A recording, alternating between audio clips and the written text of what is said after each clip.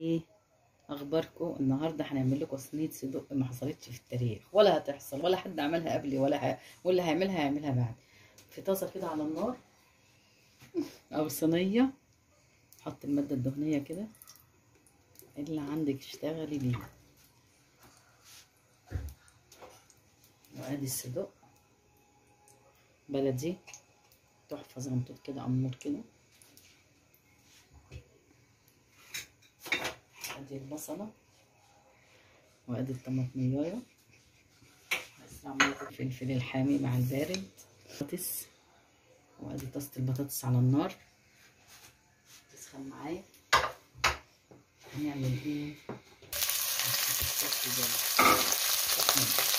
هنشوح الصدق التحفه الذهبي الجميل ده، خد اللون التحفه الذهبي الجميل ده. هننزل بالبصله اهو،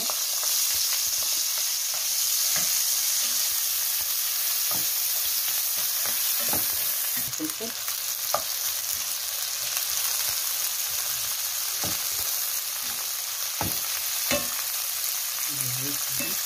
ننزل بقى بالطماطم، طماطمية كده،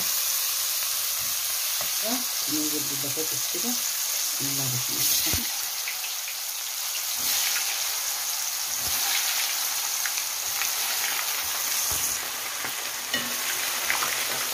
احنا صغيرين طبعا، اللي هو اسمه ايه ده بتاع ده الصدق ده متبهر، فلفل صغيرين بس.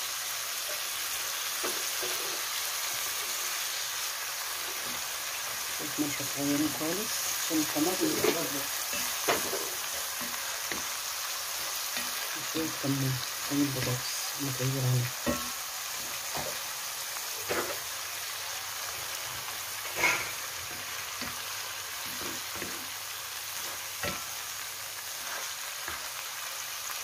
عايزة النار عشان المسلوق.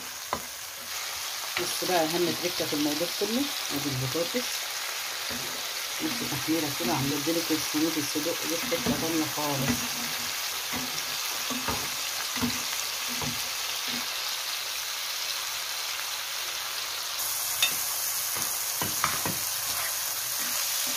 بس رأيته بقى في الحلاوة والطعامة دي، ولا في أحلى ولا أجمل من كده صينية الصدق في الدنيا بحالها،